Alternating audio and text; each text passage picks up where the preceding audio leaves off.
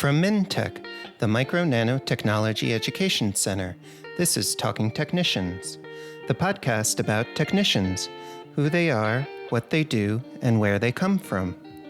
I'm your host, Peter Kazarnoff. I teach technicians and engineers at Portland Community College. In each episode, you'll meet a working technician and hear their story.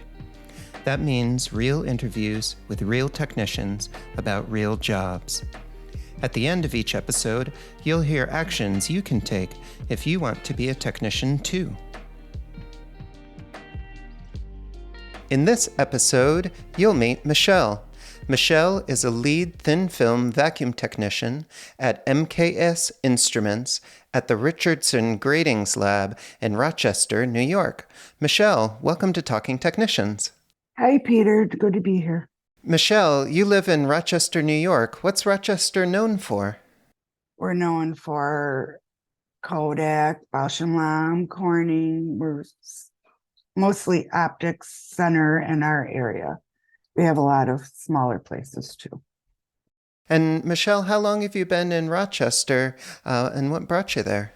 47 years, my whole life. I was born here. Born and raised. Yes, sir. So that's why you know that industry footprint so well.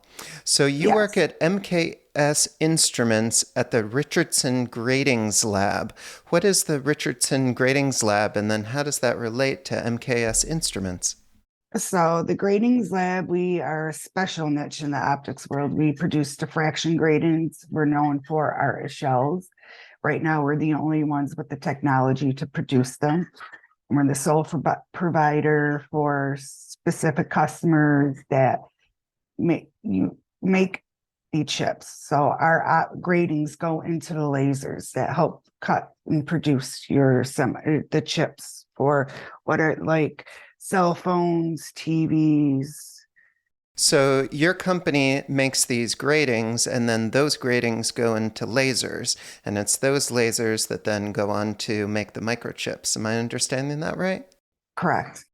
Michelle, you're a lead thin film vacuum technician. That's a whole lot of words. What is a thin film vacuum technician? What do those technicians do? So I produce a thin film in a vacuum chamber. So I take aluminum, I pump it down into vacuum. We heat it up to what we call equilibrium, which is your vapor.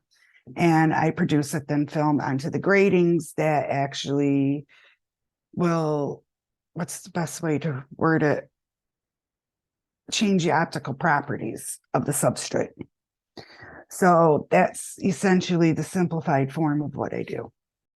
And when you deposit these materials on these grating substrates, about how thick are they? Is it something like thick as paint that you can see, or do you have to control the layer thickness really precisely? Yeah, metals are opaque, so yes, you see it. Dielectrics necessarily aren't opaque, so it depends on your thickness of what you put down. So thickness is dependent on the optical property. So it could be anything from 250 angstroms to a micron or thicker. It depends on the process and the product that it's being used for. So I have an idea kind of what a thin film vacuum technician does, but Michelle, what is it like for you day to day at work? Can you describe a typical day? A typical day would be assessing any chamber issues, troubleshooting them and fixing them, scheduling workflows, scheduling preventative maintenance, keeping the chambers and the actual thin films themselves in calibration. We have to qualify each film when it comes out of the chamber through testing thickness and reflectance. I also help engineering on their projects that have to do with coding and help consult with that and run their test runs. And, scheduling overtime and working on projects for new customers coming in and helping develop new processes for them. It sounds like a busy day, Michelle. So do you work with other technicians, or do you also work with engineers, researchers, and people in business? All of the above. You work with all of those different job types. Yes. And I've been in the industry 23 years. So you've worked in the vacuum industry for 23 years. What did it feel like your first day at work? What did it feel like the first time going in? Do you remember? I was in way over my head. A friend of my family's worked for Mellis Grill and they needed a glass cleaner. Went in and interviewed and I had no idea what they meant by glass cleaner. I thought maybe like washing dishes or windows. And I ended up cleaning deep UV optics by drag wiping them and kind of just working my way up because I got interested into the chambers and how they worked and how to produce the film. So how did you go from that very first job in the optics industry up to where you are now? I moved around in order to move forward. Uh-huh. Uh-huh. And Mhm. so each new company that you worked at, you got a little bit extra responsibility? Correct. And I've been at the Gratings Lab now for 19 years. So that being said, I've settled my career there and I'm moving forward there. Michelle, can you provide a ballpark salary for a technician working in the vacuum or optics industry like you are? It's dependent on your skill set. So where I'm at, I make approximately 65 a year. Walking in the door without experience, anywhere maybe 30 to 35. And Michelle, do you feel like there are opportunities for professional growth at your company? With the program I'm taking, yes, yes. And what about things like benefits, retirement or healthcare, dental benefits? We have excellent benefit package, and we have a very decent 401k program also. Great. So it's good to be supported by your employer in that way. Do you do shift work or do you have a 9 to 5 schedule 5 days a week? I'm a shift Monday through Friday. That being said, being the lead tech, I'm on call 24/7 for troubleshooting and maintaining the chambers or any issues with the films. And do you get paid extra if you do overtime or do extra hours each week? Yeah, absolutely. And we also have a rule if we get called in off hours, if we're there under 4 hours, we get paid 4 hours. So if I go in for 20 minutes, I'll still get paid 4 hours overtime for it. So it sounds like your company compensates you a bunch for this work. Yeah, they're really good about that. So let's switch gears a little bit and talk about how you got to where you are now. What was your education before you started working in the industry? What was that kind of background like? I dropped out of school a long time ago and I just received a GED. I walked in with nothing and kind of worked my way up. What sort of skills do you think that folks are going to need if they're the ones that are going to go into that optics industry? Mechanically inclined, definitely. You want to pay attention to detail, Hmm. and patience, a lot of patience. And why do you say that? Why is a lot of patience necessary? It could be overwhelming at once, and it's a lot to take in, and there's a lot of detail, and each process is specific to the product, and there's exception to the rules. You're also not only are you producing the films, you want to look at the substrates and the cosmetics, Uh-huh. and be very detailed with the process and be able to follow your path back in case things go wrong. You need to be very diligent in your setup. One simple little thing can change every parameter in it. A lot of things like that. Michelle, what would you say is the hardest part of your job? Troubleshooting. It's like finding a needle in a haystack with vacuum. Mhm. You could spend 4 to 5 days trying to narrow down a leak, trying to pinpoint where that may be. Yeah. What kind of vacuum levels are we talking about here? -7 scale. No, we're in low vacuum. We're in very low vacuum. And about how big are the chambers that you have to pump down and pull out all of the gases out?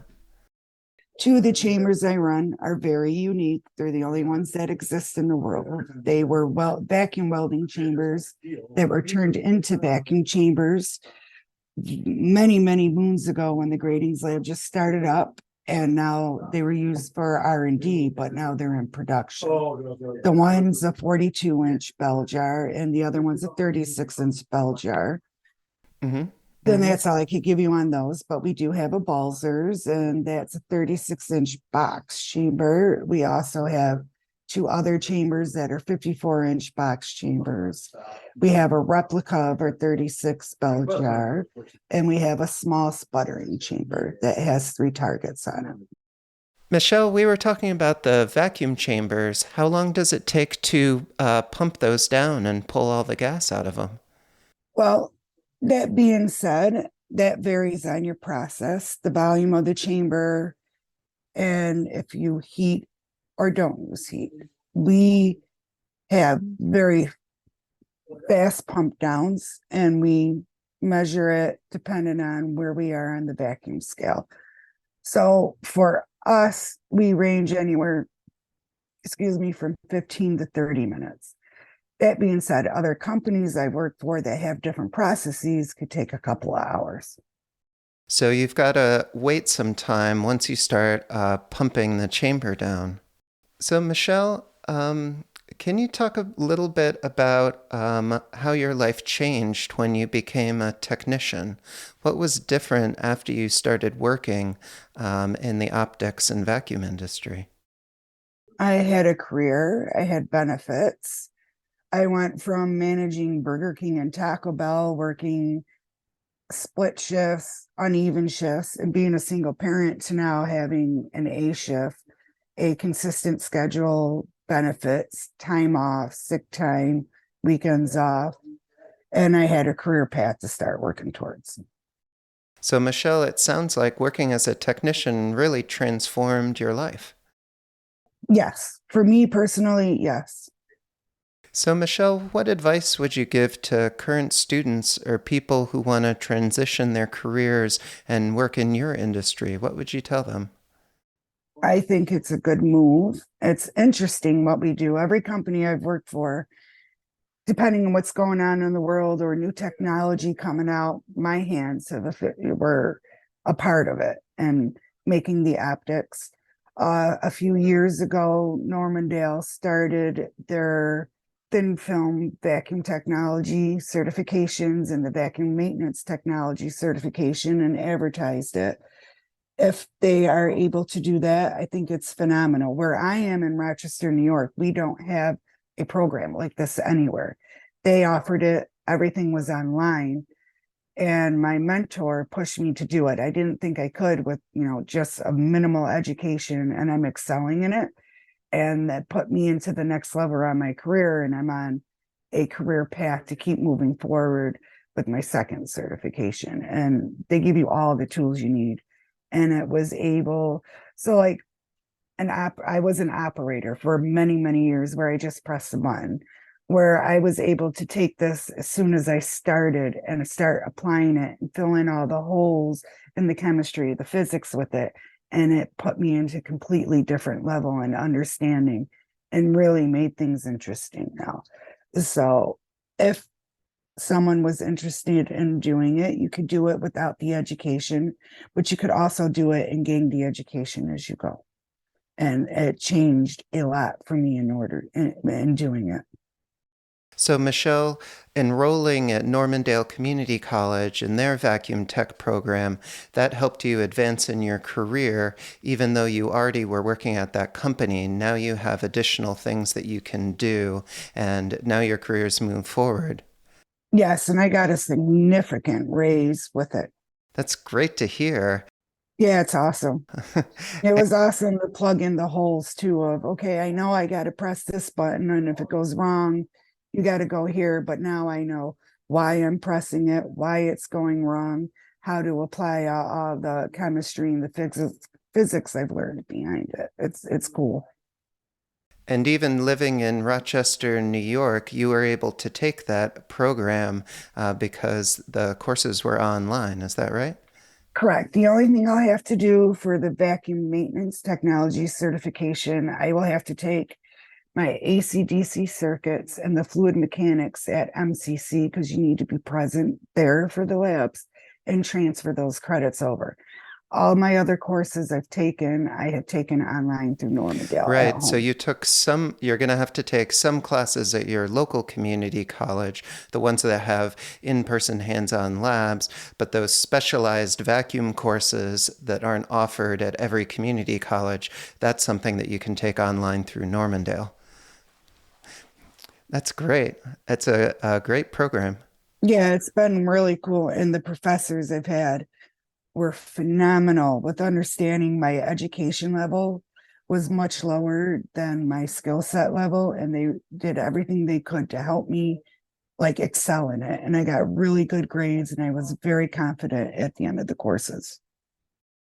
So, Michelle, do you have a final call to action for students or people who want to transition their career and become a technician like you? Do it. You have nothing to lose. And it's a great career and it's really interesting. Well, Michelle, thank you so much for sharing your story with me on Talking Technicians. Thank you. Please keep in touch. I will. Thank you.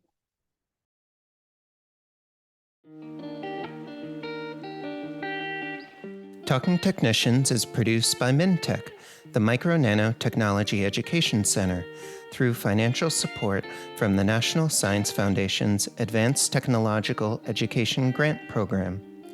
Opinions expressed on this podcast do not necessarily represent those of the National Science Foundation. Join the conversation.